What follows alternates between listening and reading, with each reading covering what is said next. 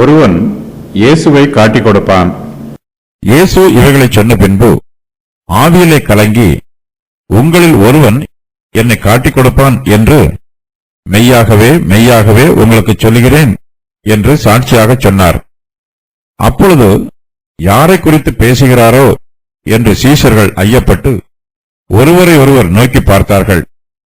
அந்த சமயத்தில் அவருடைய சீஷரில் இயேசுவுக்கு அன்பானவனாயிருந்த ஒருவன் இயேசுவின் மார்பிலே சாய்ந்து கொண்டிருந்தான்.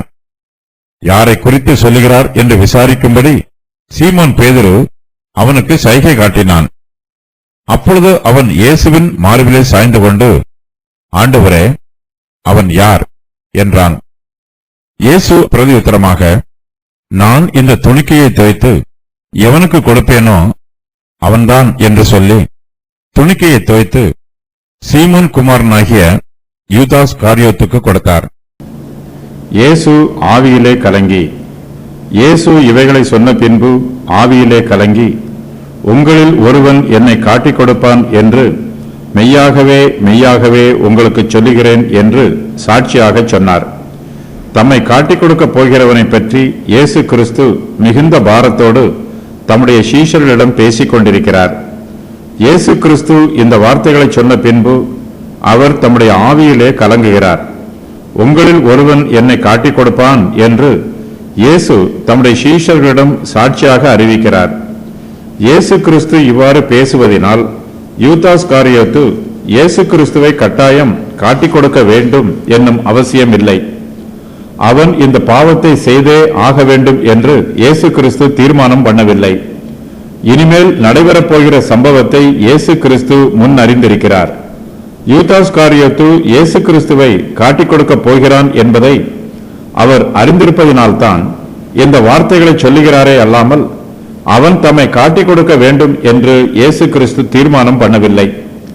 ஏனெனில் அவர் ஒருபோதும் பாவத்திற்கு காரணர் அல்ல. யூதாஸ் காரியோத்து இனிமேல் செய்ய போகிற பாவத்தை இயேசு கிறிஸ்து இப்பொழுதே முன் அறிந்திருக்கிறார். நமக்குள்ளே இருக்கிற சிந்தனைகளை பற்றி நமக்கு தெரிவதை விட இயேசு கிறிஸ்துவுக்கு நன்றாக தெரியும். நம்மை நாம் அறிந்து வைத்திருப்பதை விட இயேசு கிறிஸ்து நம்மை பற்றி அதிகமாகவே அறிந்து வைத்திருக்கிறார். ஆகையினால் மனுஷருடைய செய்கைகள் எப்படி இருக்கும் என்பதை அவரால் முன்னறிந்து பார்க்க முடிகிறது. உங்களில் ஒருவன் என்னை காட்டிக் கொடுப்பான் என்று இயேசு கிறிஸ்து சொல்லும்போது தம்முடைய முன்னறியும் ஆற்றலை வெளிப்படுத்துவதற்காகவோ அல்லது வருங்காலத்தில் நடக்கப் போகும் சம்பவங்களை சீஷர்களிடத்தில் அறிவிக்க வேண்டும் என்பதற்காகவோ இந்த வாக்கியத்தை சொல்லவில்லை. யூதாஸ் காரியோத்தின் நிமித்தமாகவே இயேசு இந்த வாக்கியத்தை இருதய பாரத்தோடு பேசுகிறார். இதை பேசும்போது இயேசு கிறிஸ்து தம்முடைய ஆவியிலே கலங்குகிறார். தம்முடைய வார்த்தையை கேட்டு யூதாஸ் காரியோத்து தம்முடைய துன்மார்க்கமான யோசனையில் இருந்து மனம் திரும்ப மாட்டானா என்று அவனை ஏக்கத்தோடு பார்க்கிறார். பொதுவாக சதிக்காரர்களுடைய சதி திட்டம் எல்லோருக்கும் அம்பலமானால் அவர்கள் தங்களுடைய சதி ஆலோசனையை தொடர மாட்டார்கள். தங்களுடைய சதி திட்டம் எப்பொழுது கண்டுபிடிக்கப்படுகிறதோ அப்பொழுதே அந்த திட்டத்தை நிறுத்தி விடுவார்கள். யூதாஸ் காரியத்தின் சதி ஆலோசனையை இயேசு கிறிஸ்து அறிந்து இப்போது அதை அவனுக்கு வெளிப்படுத்துகிறார். ஒருவேளை யூதாஸ் உடனே திருந்தவில்லை என்றாலும் சீக்கிரத்தில் அவன் திருந்தி விடுவான் என்று எதிர்பார்த்து அவனுடைய சதி திட்டத்தை அவனுக்கு வெளிப்படுத்துகிறார். உங்களில் ஒருவன் என்னை காட்டிக் கொடுப்பான் என்று இயேசு கிறிஸ்து கூறும்போது தம்முடைய இருதயத்தில் அவர் தம்முடைய சீஷர்களை குறித்து மிகுந்த கரிசனையோடு இருக்கிறார். இதை பற்றி பேசும்போது இயேசு கிறிஸ்து தம்முடைய ஆவியில் கலங்குகிறார். தம்முடைய சீஷர்களில் ஒருவன் தம்மை விட்டு பிரிந்து பாவத்திற்கு தன்னை ஒப்புக் கொடுத்து விழுந்து விடும்போது இந்த வீழ்ச்சி கர்த்தரும் இரட்சகருமாகிய இயேசு கிறிஸ்துவின் ஆவியை கலங்கச் செய்கிறது. யூதாஸ் பாவம் செய்ய வேண்டும் என்று சதி ஆலோசனை பண்ணிய போது இயேசு கிறிஸ்து தம்முடைய ஆவியிலே கலங்கியது போலவே அவருடைய பிள்ளைகளாகிய நாம் பாவம் செய்யும் போது இயேசு கிறிஸ்து இன்றும் தம்முடைய ஆவியிலே கலங்குகிறார். உங்களில் ஒருவன் என்னை காட்டிக் கொடுப்பான் என்று ஏக்கத்தோடு ஆவியில் கலங்கியவராக நம்மை பற்றியும் சாட்சி கொடுக்கிறார். இயேசு கிறிஸ்துவின் இந்த வார்த்தை யூதாஸ் காரியத்துடைய இருதயத்தை தொடுகிறது. இயேசு கிறிஸ்து இவனை ஆவிக்குரிய ரீதியாக போஷித்து வளர்த்திருக்கிறார். இவனுக்கு ஏராளமான உபதேசங்களையும் கொடுத்திருக்கிறார். அப்படி இருந்தும் இவன் தம்மை காட்டிக் கொடுக்க போவதனால் இயேசு தம்முடைய ஆவியிலே கலங்குகிறார். நம்முடைய பிள்ளைகளை நாம் போஷித்து பராமரித்து வளர்க்கும் போது அவர்கள் நமக்கு கீழ்ப்படியாமல் போய்விட்டால் நமக்கு மிகுந்த வருத்தம் உண்டாகும். தங்களுடைய கடமைகளை அவர்கள் சரிவரச் செய்யவில்லை என்றால் நாமும் நம்முடைய ஆவியில் கலங்குவோம். நம்முடைய ஜீவியம் இயேசு கிறிஸ்துவை பிரியப்படுத்துகிற ஜீவியமாக இருக்க வேண்டும். சீஷர்கள் ஐயப்பட்டு, அப்பொழுது யாரை குறித்து பேசுகிறாரோ என்று சீஷர்கள் ஐயப்பட்டு ஒருவரை ஒருவர் நோக்கி பார்த்தார்கள். உங்களில் ஒருவன் என்னை காட்டிக் கொடுப்பான் என்று இயேசு கிறிஸ்து சொன்ன வார்த்தைகள் சீஷருடைய உள்ளத்தை தொடுகிறது. இந்த வார்த்தை அவர்களுக்கு எச்சரிப்பின் சத்தமாயிற்று. இயேசுவின் வார்த்தையை கேட்டு சீஷர்கள் உணர்வடைந்தவர்களாக ஒருவரை ஒருவர் நோக்கி பார்க்கிறார்கள். இயேசு கிறிஸ்து யாரை குறித்து பேசுகிறாரோ என்று சீஷர்களுடைய மனதில் ஐயம் உண்டாயிற்று. அவர்களுக்கு என்ன பேச வேண்டும் என்று தெரியவில்லை. யாரை பார்ப்பது என்று புரியவில்லை. அவர்களுக்குள் பயம் உண்டாயிற்று. இயேசு கிறிஸ்து தம்முடைய ஆவியிலே கலங்குவதை அவர்கள் பார்க்கிறார்கள். இதனால் சீஷர்களும் தங்களுடைய ஆவியிலே கலங்குகிறார்கள். இயேசு கிறிஸ்துவை துக்கப்படுத்துகிற காரியங்கள் நம்மையும் துக்கப்படுத்துவதாக இருக்க வேண்டும். அவரை கலங்கச் செய்கிற காரியங்கள் நம்மையும் கலங்கச் செய்வதாக இருக்க வேண்டும்.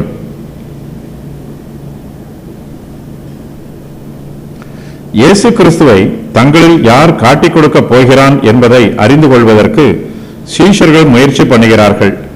உங்களில் ஒருவன் என்னை காட்டிக் கொடுப்பான் என்று இயேசு கிறிஸ்து கூறிவிட்டு சற்று அமைதியாக இருக்கிறார்.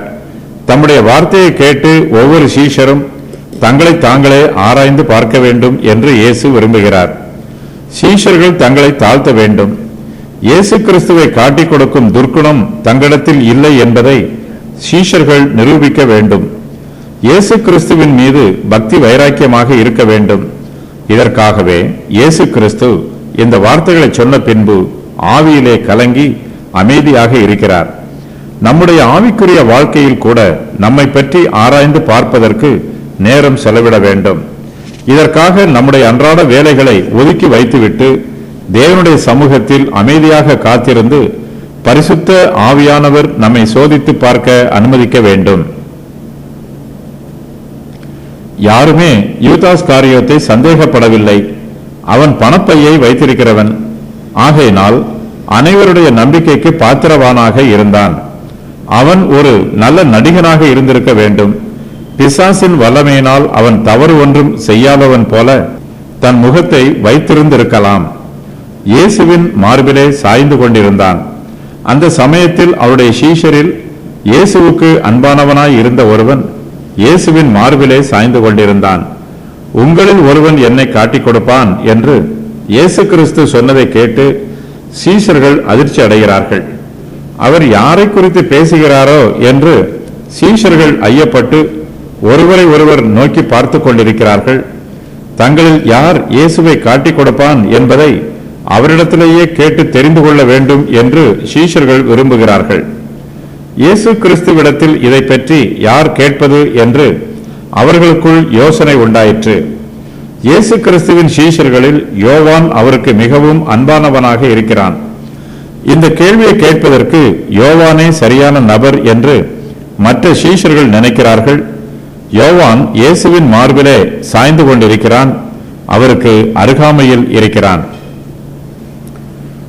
இயேசுவுக்கு அன்பானவனும் அவருடைய மார்பிலே சாய்ந்து கொண்டிருக்கிறவனும் யார் என்பதற்கு வேத பண்டிதர்கள் பலவிதமாக கருத்து கூறுகிறார்கள். அது யோவான் தான் என்பது பலருடைய பொதுவான கருத்து. பேதுரு திரும்பி பார்த்து இயேசுவுக்கு அன்பாய் இருந்தவனும் இராப்போஜனம் பண்ணுகையில் அவர் மார்பிலே சாய்ந்து, ஆண்டவரே, உம்மை காட்டிக் கொடுக்கிறவன் யார் என்று கேட்டவனுமாகிய சீஷன் பின்னே வருகிறதை கண்டான். அந்த சீஷனே இவைகளை குறித்து சாட்சி கொடுத்து இவைகளை எழுதினவன். அவனுடைய சாட்சி மெய் என்று அறிந்திருக்கிறோம். இயேசு கிறிஸ்து தம்முடைய சீஷர்களில் யோவான் மீது மிகுந்த அன்போடு இருக்கிறார். ஆகையினால் யோவான் தன்னை பற்றி எழுதும்போது அவருடைய சீஷரில் இயேசுவுக்கு அன்பானவனாய் இருந்த ஒருவன் என்று குறிப்பிடுகிறான். இவ்வாறு எழுதப்பட்டிருப்பதினால் இயேசு கிறிஸ்து யோவான் மீது மாத்திரமே அன்பாக இருந்தார் என்றும் மற்ற சீஷர் மீது அன்பாக இருக்கவில்லை என்றும் வியாக்கியானம் பண்ணக்கூடாது. அவர் தம்முடைய எல்லா சீஷரிடத்திலும் அன்பாகவே இருக்கிறார். தாம் இவ்வுலகத்தில் இருக்கிற தம்முடையவர்களிடத்தில் அன்பு வைத்தபடியே முடிவு பரியந்தம் அவர்களிடத்தில் அன்பு வைத்தார். இருப்பினும் யோவான் மற்ற எல்லா சீஷரிலும் இயேசுவின் மீது மிகுந்த அன்பு வைத்திருந்தான். அவருக்கு அதிக நெருக்கமாய் இருந்தான். இயேசு கிறிஸ்துவும் யோவான் மீது மிகுந்த அன்போடு இருக்கிறார். யோவான் என்னும் பெயருக்கு கிருபை உள்ளவன் என்று பொருள். இயேசு கிறிஸ்துவுக்கு 12 சீஷர்கள் இருந்தாலும் ஒரு சில சீஷர்களை விட வேறு சில சீஷர்கள் இயேசு கிறிஸ்துவுக்கு மிகவும் நெருக்கமாக இருந்தார்கள். இயேசு கிறிஸ்து இந்த வாக்கியத்தை பேசிக் கொண்டிருக்கும் போது யோவான் இயேசுவின் மார்பிலே சாய்ந்து கொண்டிருந்தான். யோவான் இயேசுவின் மார்பிலே சாய்ந்து கொண்டிருப்பது தன்னுடைய ஆண்டவரிடத்தில் அவன் வைத்திருக்கிற விசேஷித்த அன்பை வெளிப்படுத்துகிறது. யாரெல்லாம் இயேசு கிறிஸ்துவின் பாதபடியில் தங்களை தாழ்த்தி ஒப்புக் கொடுக்கிறார்களோ அவர்கள் எல்லோரும் இயேசுவின் மார்பிலே சாய்ந்து கொண்டிருக்கிறார்கள். யோவான் இயேசுவின் மார்பிலே சாய்ந்து கொண்டிருந்தாலும் தன்னுடைய பெயரை இங்கு விளம்பரப்படுத்தவில்லை. தன்னுடைய பெயருக்கு பதிலாக தன்னை பற்றி எழுதும்போது இயேசுவுக்கு அன்பானவனாய் இருந்த ஒருவன் என்று மாத்திரமே எழுதுகிறான். தன்னுடைய பெயருக்கு தனிப்பட்ட முறையில் எந்தவிதமான பெருமையோ உயர்வோ வரவேண்டும் என்று யோவான் விரும்பவில்லை.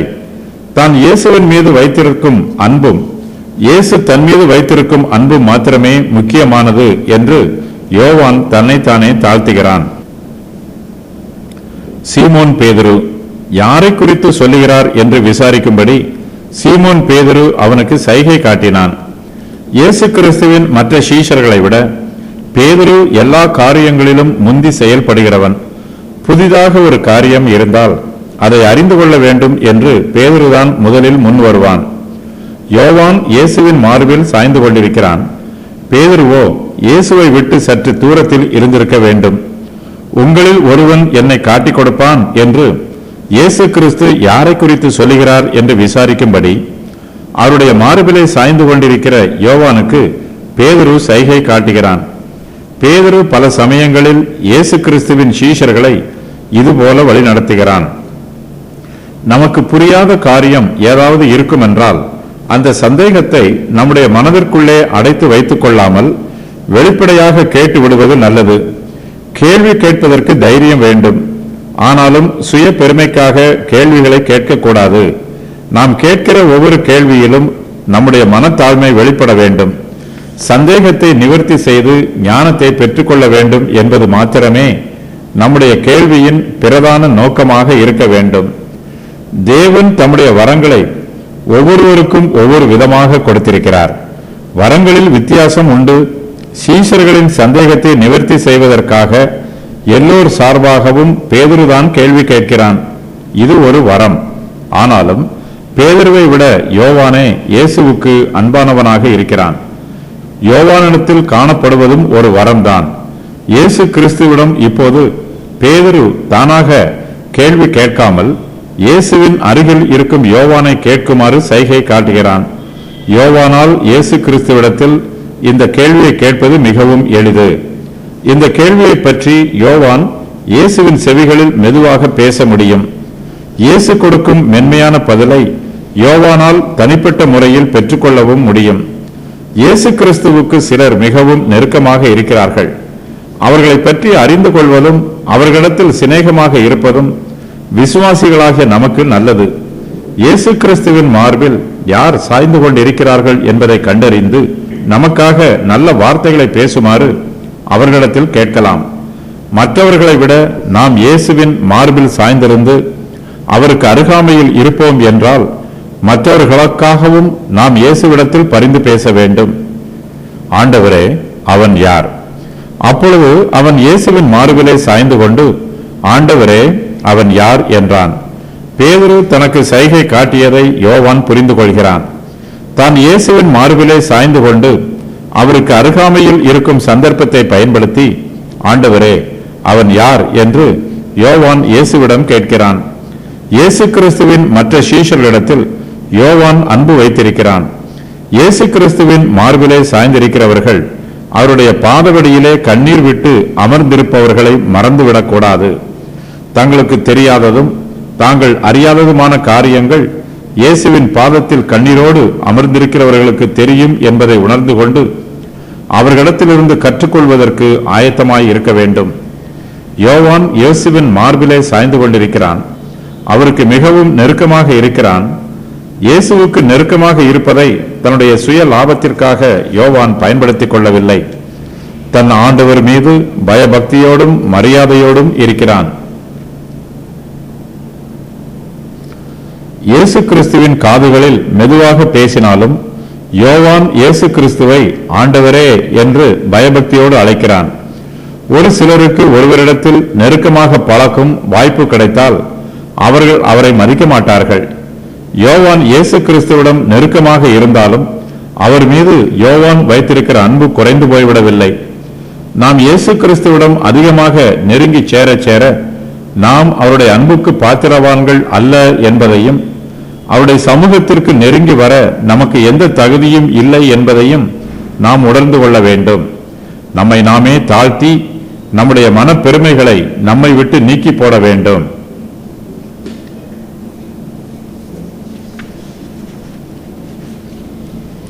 யூதாஸ் காரியோத்து.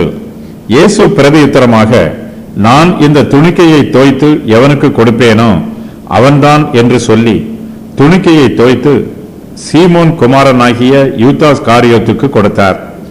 யோவானுடைய கேள்விக்கு இயேசு கிறிஸ்து காலதாமதம் பண்ணாமல் உடனடியாக பதில் கூறுகிறார். எல்லா சீஷர்களும் கேட்கும் விதமாக பேசாமல் யோவானுடைய காதுகளில் மெதுவாக பேசுகிறார் போன்று தெரிகிறது. ஏனெனில் யூதாஸ் காரியோத்தின் செய்கையை மற்றவர்கள் இன்னும் அறிந்து கொள்ளவில்லை. இயேசு யோவானிடம், நான் இந்த துணிக்கையை தோய்த்து எவனுக்கு கொடுப்பேனோ அவன்தான் என்று கூறுகிறார்.